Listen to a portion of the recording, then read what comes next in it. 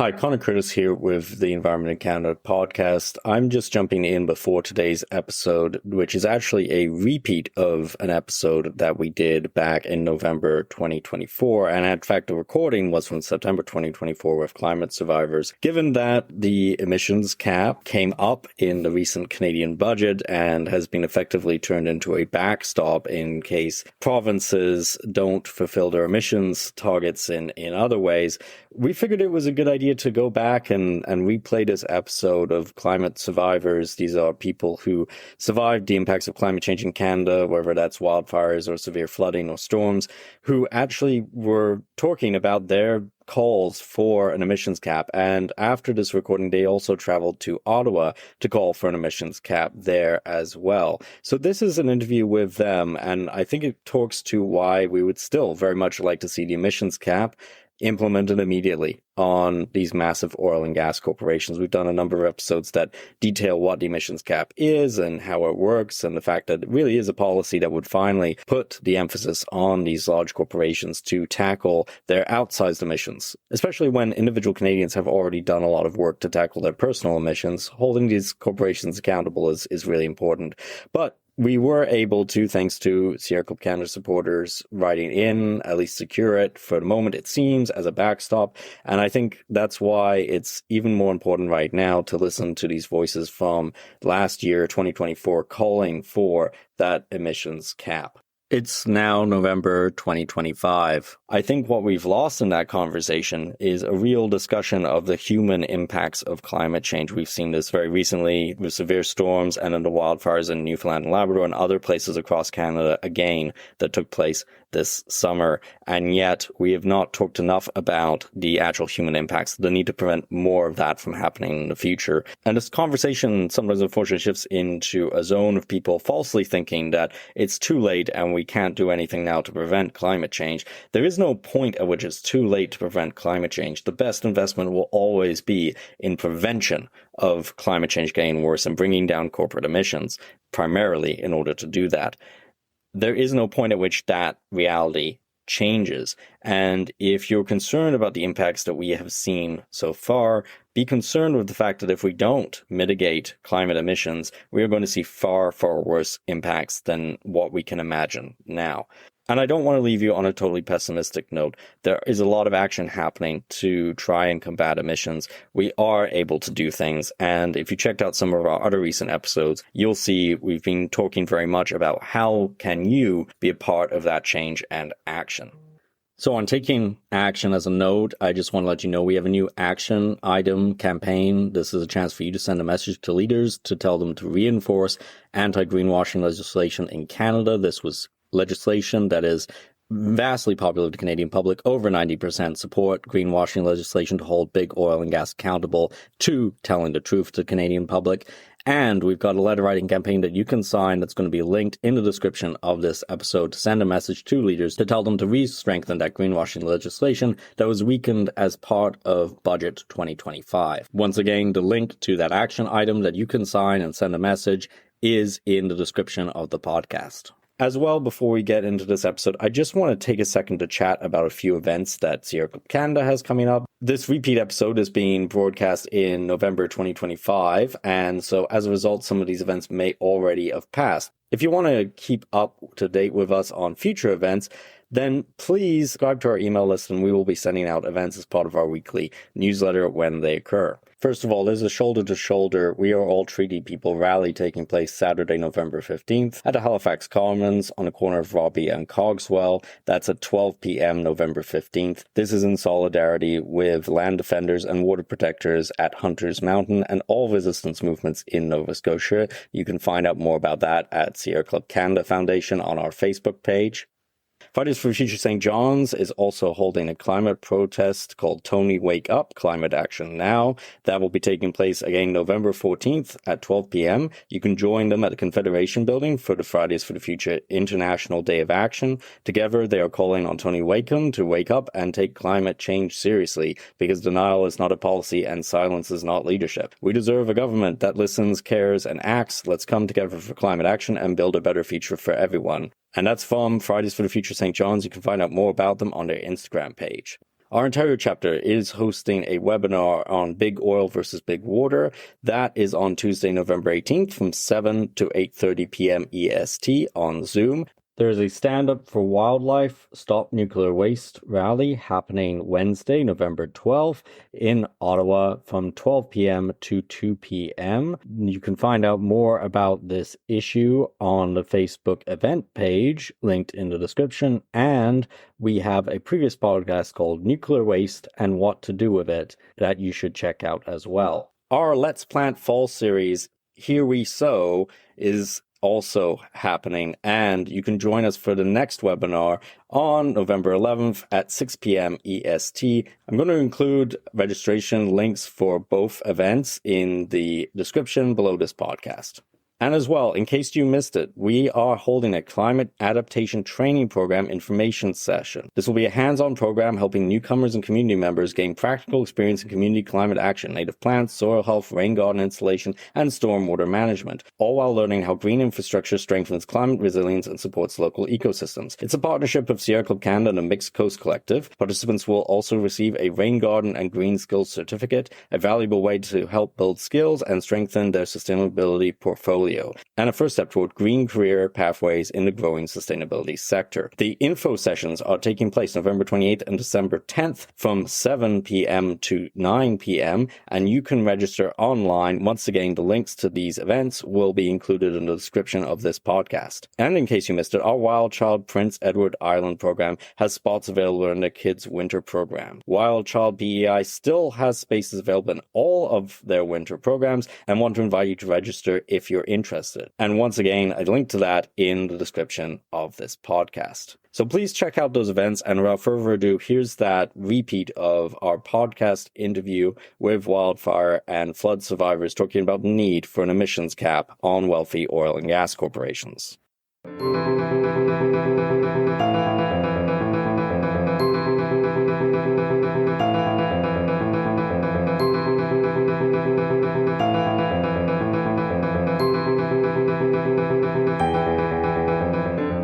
Hi everyone, and welcome to another episode of the Environment in Canada podcast, a podcast about the environment in Canada by Sierra Club Canada. I'm Connor Curtis, Head of Communications at Sierra Club Canada, and today we're going to be featuring an interview we did in New York City for New York Climate Week with 3 survivors of wildfires and floods in Canada about their experience, their contributions to an exhibit we held in both New York City and in Ottawa of climate artifacts, and why Canada needs an emissions cap on wealthy oil and gas corporations. The exhibit, entitled Protect What We Love, is all about seeing firsthand what climate impacts look like in Canada. And we've been very grateful to have people across the country, from Newfoundland and Labrador to British Columbia, donate things they found in their homes and businesses that were damaged or destroyed in these hurricanes, these floods, and these wildfires that have caused so much devastation. Joining me for the interviews are Diana Boston, a member of the Upper Nicola Band, a Nini-Siuk Okanagan community in the Nicola Valley, whose home was severely damaged in a 2021 flood in Merritt, British Columbia. Megan Fandrick, a trauma-informed editor, parent, and climate disaster survivor, and the author of Burning Sage, Poems from the Lytton Wildfire, who lost her community and business to that fire. And Rachel Marks, a small business owner and mother of 2 living in Montreal, who experienced the flooding in Montreal of 2024. We are going to forgo the normal intro to this podcast. Suffice it to say that if you'd like to take action for an emissions cap, you can do so at sierraclub.ca, and you can find this podcast pretty much anywhere you get podcasts. What I do want to mention before we get into the interview is that as of yesterday, the draft regulations for an emissions cap are out, and there are a couple of main takeaways, facts, and some other things you should know for context. In its current form, the emissions cap seems to be a good step forward as currently proposed. The main concern we have now is that it needs to move forward to implementation rapidly, without more manufactured delays by oil and gas lobbyists. It does contain offsets for oil and gas corporations, and it's important those are real, additive, and contained within the country and permanent, and not just a way for corporations to hide their emissions. There's some room made for new projects to have a 3-year or multi-year gap before complying with the policy, and that's a loophole we think should be closed. But overall, as I say, it's a good step forward, and it's a step forward for individual Canadians who have cut their emissions while these wealthy wealthy corporations who benefited the most from the inflation you and I paid for failed to cut emissions. It's a step forward for other sectors as well who likewise cut their emissions while these corporations didn't do that. It's not the sole solution to climate change, and it's not meant to be, but it's an important measure for fairness in a world that can often be unfair. It also comes as we're getting some disturbing news out of Alberta that the provincial government there might just be completely denying there's any connection whatsoever between CO2 and climate change. Just direct climate denial. The Alberta government is also currently spending millions of taxpayer dollars on spreading misinformation about the emissions cap. Money that could be spent on things like wildfire prevention or emissions reductions in the province. The announcement of this draft cap is a victory for us all, thanks to you, our supporters, and thanks most of all to the advocacy of the climate survivors you're about to hear from. I encourage you to also take a moment, if you haven't already, to listen to our 2 other episodes on the emissions cap. They're entitled Oil and Gas Lobbyists Do Not Care About You, Let's Cap Corporate Emissions, and The Emissions Cap Will Not Hurt the Economy nor Jobs in Canada. Do check them out and help spread the truth about the emissions cap. First of all, Diana, Megan, Raisa, thank you so much for joining me today. Do you mind quickly just saying who you are and why you're here? Hi, I'm Raisa. I'm here in New York to share my family's experience with extreme climate event. Hi, I'm Diana. I am from the interior of British Columbia, Canada. I am here to help people see the climatic differences and changes going through the world, one trauma at a time. And I'm Megan. I'm from Lytton, and I'm here to share the story of the fire that took my entire town and the impacts that it's had on all of our lives after. Well, thank you so much, everybody, for joining me here. I mean, you're here during New York Climate Week. We've just done a big exhibition of artifacts that you all brought here, along with others who unfortunately couldn't make it to Climate Week, but this is a chance to bring all these objects in one place. How are you all feeling right now? Exhibition's over, happened a couple of days ago, but there's still a lot of media work, I know, and other things. How's everybody doing? It's been really rewarding and extremely exhausting. Yeah. Yeah, it's been more rewarding than it has been exhausting, but I'll see how I feel when I get back home. Go ahead. Yeah, I feel like the stories that we're telling are really resonating with people and really like bringing it home that, you know, this is real. Yeah. I saw some really good, one thing I was happy about at the exhibit was seeing a lot of people actually coming in and chatting one-on-one with some of you. And I'm curious how you found that, the chance to talk with them as well. If anything came up that you'd like to share. I met a couple of people that were in a hurricane over here that they never expected to have. And she had a similar experience to what I had, where it hit suddenly and they only had moments to get out as well. So she really felt the way I was feeling the morning that I had to escape the flood, because she read the thing of, oh, you're out by 4 a.m. Hey, like that must have been quick. I said, yeah, we had about 40 minutes to get everything and get out and be safe. And she said, yeah, it was the same. And a lot of people over here were not expecting that hurricane to actually hit Jersey. I think it was Jersey. Mm-hmm. 40 minutes. It's one of those things, like, I live in a small apartment and I can't imagine in 40 minutes, like, making a decision about what I would actually take or even how I would get it out. Yeah, and I think when you're in that moment, you can't actually make a decision because it's not exactly panic, but it's like for me, I had maybe 10 minutes to grab what I could from my house when I evacuated. My house was right on the edge of the fire. It didn't end up burning, but at the time I thought it would. But when in those 10 minutes, even though the night before there was a different fire burning in the area, I thought, okay, I'll write my evacuation list. When I was in the panic, I couldn't get past the first 2 items on the list. The words would swim in front of my eyes. Like, so it's not like you have time to make a decision, really. Maybe if I hadn't been alone, it would have been different. Maybe just somehow communicating with someone else. I don't know. Maybe you had a different experience, Diana, but for me, it was just like, it's almost like paralysis. So instead of thinking like, what clothes do I need? I just grabbed a basket of clean laundry. And it was all my black work clothes. So I was dressed in black, mourning the loss of my town for the next month of evacuation. At least you brought clothes. Yeah. I didn't bring anything. I wore my mother-in-law's pajama pants and sweaters and for like a week. And my father-in-law washed the one outfit we had on, which was, again, pajamas, because we were in bed when this happened. So, yeah, I did a bunch of interviews with local media and news stations in my mother-in-law's pajamas. But, hey, it got my story out there, and now I'm here in New York sharing it. So it doesn't matter what you wear in case of an emergency, as long as you got clothes on. I don't know, for you with the flooding, did you find it was a similar thing? Like in that moment, you weren't really... Well, we didn't have to evacuate, so it wasn't as extreme, but I did find like we were there when the water started coming in, and it was probably took 10 or 15 minutes before we figured out what we needed to do. Yeah. Like, it's just this moment of like, I don't know what to do in this situation. Mm-hmm. And so we were just like doing random things. And then until we figured out like, okay, we need a system, we need to get towels, we need to like, so yeah, there is. And if you only had 10 minutes, like those 10 minutes, I wouldn't have been able to do anything.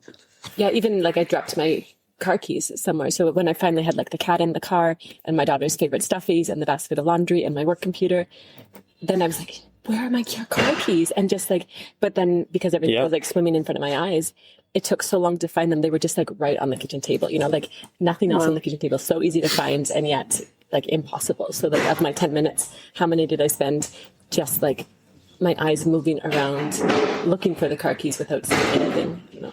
Well, I've done that a million times. I've just like needed to go somewhere just casually, and I've been like, where are my car keys? I don't remember where I put them, let alone if you're in like a panic state. And you're like, you need to, like, you've got everything maybe ready to go, but you need that final thing, those car keys. It's so you actually did have a list. Yeah, so there was another fire burning in the mountains behind Lytton and like growing exponentially with the heat dome and with how dry everything was.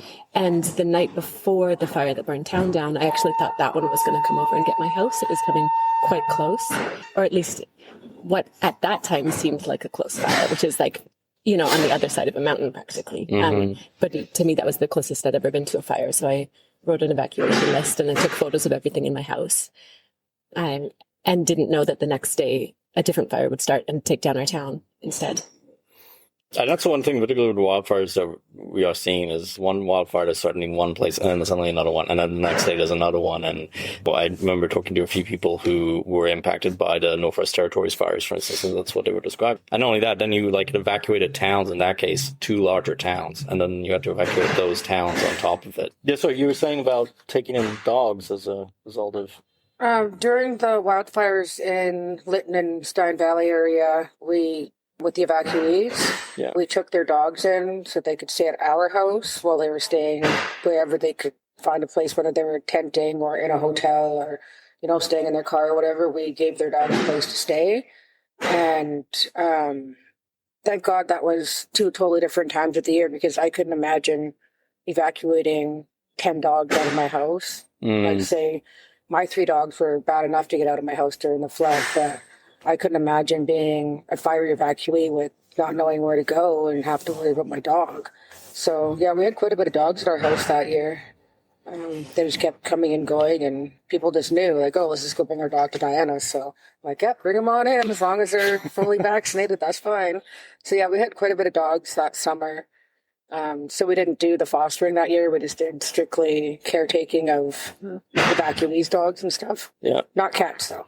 And luckily the flood that affected you was later as opposed to not the same year. But that's something that we ran into in Nova Scotia with the wildfires too in 2023, because some of our wild child people that work with an outdoor education program were helping with the evacuation. And like one big thing was pets, right? It was just like, you know, people are not just evacuating with themselves, and there aren't always places you can go that have like accommodations for your pets as well. Like, how do you find the mutual support kind of network within communities? You were obviously part of bringing in dogs. I'm curious if you have stories of meeting other people and sort of the assistance that maybe you were able to lend to each other. We do a lot of like doggy daycare, whether it be for evacuees or if somebody's like leaving town for a week or something, or if they're going on a trip, then they'll bring the dog to our house. And actually, just yesterday, my daughter was dog sitting a pug that we rehomed. So she brought the pug over in the morning, and the pug's mom came and picked him up at 5 when she was back from her appointment. So he just chilled at our house with my dogs all day, and that's just what he does. He just goes there like no humans, just there with his dog friends. So it's pretty cute. Listening to him snort as he's walking up the stairs. He's got the pug nose, so he's always like, so cute. I'm curious what it was like for you in a city. Like afterwards, did you and your neighbors obviously probably went through similar things? Did you end up talking to each other about it much? Yeah, I mean, it was because lots of people in Dorval were affected where I live, and so the aftermath was a lot of. So there's a community Facebook group, so people are talking, offering fans, offering dehumidifiers, and offering help. So that was really nice community feel. But then the thing that happened next was that you started seeing piles of stuff on the curb, because the city was going to come get all the stuff that was destroyed from the flood. So people were just emptying out their basements of all the stuff that was damaged, and the stuff, but it also like drywall, flooring. Mm-hmm. So there was just, you would go through the neighborhoods and there would just be huge piles of just garbage from the floods. Mm-hmm. It's crazy how big those piles can get, and you'd think, oh, like one pile per street. No, it's one pile per house. Yeah. Like to get down our street, it's a dead-end street where you'd have to like go around the piles and maneuver your way in there. And it was just, you could just see where we have an elderly couple that's 2 doors down from us, but RCMP had to go in there and get them, but they couldn't tell where the driveway was, so they just drove right up on the grass and got them out that way, and then they took the elders out of there. But when the water receded, you could see 2 big tire marks in their lawns, so landscaping still needs a bit of work on our street, but I mean, even my house, I can't even grow grass anymore, it's just weeds, so we're working on that 3 years later. And now we're on drought, so we can't even water. I imagine there's all these little things too. Like I'm just thinking of all the things that go, and we talked about this a little while ago. You talking about all the little things that go into home. One thing to sort of like think about it on a big scale of, oh, okay, my apartment was flooded, or my house was flooded, or even destroyed. But there's all these little things that we were talking about that change after something like this. I'm curious if any of you have reflections on that. I mean, especially being here in New York and bringing our artifacts, our relics, right? All that's left of for me, all that's left of the coffee shop that I owned for 10 years and that I raised my daughter in. What I brought is just a doorknob. It looks really beautiful when it's burned, but it's just a doorknob. Mm-hmm. And yeah, I have been thinking a lot about how just something like that doorknob, right? The way that it's stuck a little bit when you turned it, or the way the wind sent it blowing between the buildings on Main Street, Lytton. Mm-hmm. It's those things that we lost more than it's not, of course, it's not just things and it's not just buildings, but all of those things and all of those buildings make up your sense of home and your sense of place and your sense of belonging. And now in Lytton, there are still the 2 rivers that meet in Lytton, and there are the 3 mountain ranges right around town, and that hasn't changed. But where there was a town, it's just a plateau. It's just like an empty gravel field. And so even though the greater surroundings haven't changed, it's all of the small details that have, and those compound your sense of loss so much. I was talking with a good friend about it who recently lost her mom. And she said for her it's the same, like she doesn't miss, I mean, of course she misses her mom like on birthdays and holidays, but she also just misses like the first phone call every morning. Mm-hmm. Just the little things that make up what's normal, mm-hmm. and that are the biggest loss. Mm-hmm. I grew up and I spent a lot of time down in Gladwin, just outside of Lytton there. So I was down in Lytton all the time growing up, and now we go down there to visit my family, and you go to drive through Lytton and it really just it kind of looks like a war zone, to be honest, because you have all these fences blocking everything off. So you're driving by just fenced off plots of land that they haven't really, like they said, oh, well, we're going to rebuild this, rebuild that. They haven't really, I think there's maybe a handful of places getting rebuilt right now. A lot of people are still displaced and not in their homes. So what happened to Lytton was I can imagine how traumatic it was for the residents of Lytton, because just knowing that my family had to evacuate as well, and my family too have lost their homes, and then to have them still displaced or staying with family members. Like I've got one of my cousins is living with a couple of her siblings and their families. So there's 3 families in one house because they lost their house. So it's really sad at how long it's taking to rebuild the city of Lytton. Yeah, we don't. The village of Lytton. They finally took the fences down. Oh, really? But for for over 2 years, those fences were like keeping us off of our own properties, right? Like I couldn't even access my property, and the fences were awful. Yeah, you could just like when I would drive down Main Street, what it used to be the heart of our town, I would just try not to look at anything except the yellow lines, because then it was just the security fencing keeping you out of out of home. Yeah, and it has been really slow. It's been really slow. And with the fences down, I just keep thinking it's this big gravel plateau. For more than 2 years, it was rubble. Like for more than 2 years, it was the basement holes, the bricks of the buildings that fell. But when they finally cleaned it, it's like they erased town. So that felt really hard as well, even though it was a progress. But it was just like they scraped everything away and covered it with a layer of fresh gravel. So and took the fences down. So instead of at least having like some difference between properties, there was all of a sudden everything is just like flat and white, like a blank sheet of paper, like we had just been erased. So I'm really glad that there are some homes going up now. I think about a dozen homes going up out of the 120 that we lost. I miss that cool little grocery store. That was the best grocery store I ever had. Everything you ever needed. Oh yeah, we lost 2 grocery stores, but one of them was not known so much for its food as for having everything you need and may never need. Yeah, it kind of reminded me of Surplus Service. Yeah, in Canada. An eclectic small town. Oh, that Chinese food store. They opened again though. I remember when I was a kid, we spent a year in a community called Fox Lake in northern Alberta, and they were hit by a wildfire last year and evacuated again this year. But last year it destroyed a whole bunch of structures and buildings. And the problem there is it's a not easily accessible community, and sort of rebuilding process that they're looking at is just going to be huge. Because I think when we chat about some of these impacts, and it is rural or remote, it's quite intense. But then again, cities are not unexposed to this too. We saw the wildfire smoke come over New York, Montreal too. Yeah, when last summer when there were all the wildfires, the smoke was coming out through Montreal, and people were, I went out for my walk and would wear a mask just because I couldn't breathe the air. It just was like so thick with smoke, and the sun was like this weird reddish ball in the sky. It was very apocalyptic feeling.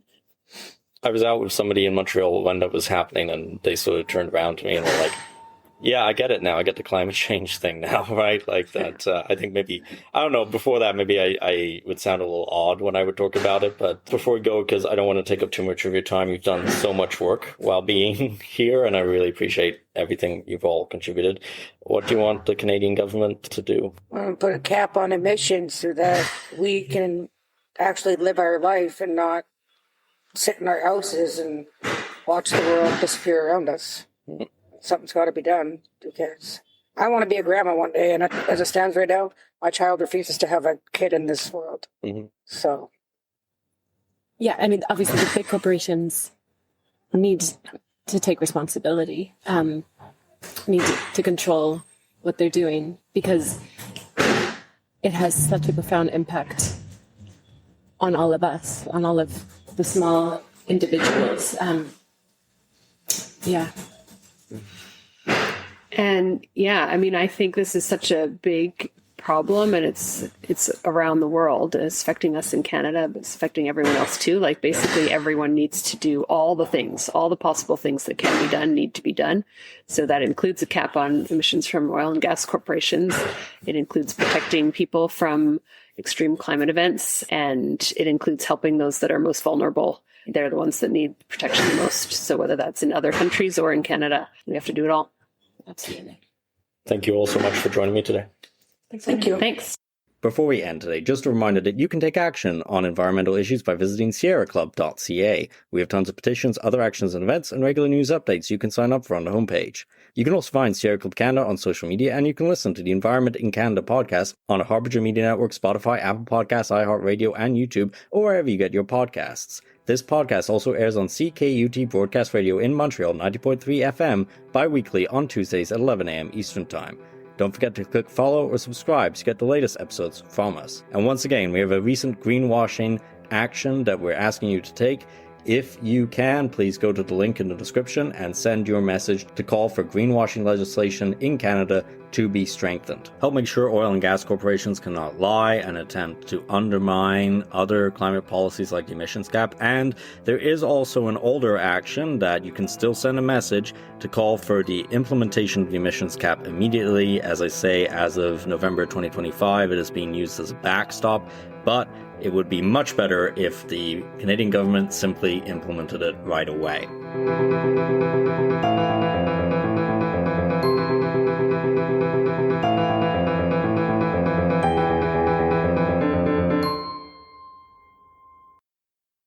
We hope you enjoyed today's podcast episode. It's the giving season, and if you'd like to help us keep sharing stories like this, visit sierraclub.ca/ways to support/donate. Your gift, no matter what the size, helps us inspire action, protect nature, and amplify voices of this movement, as well as hold events like the ones featured in today's episode.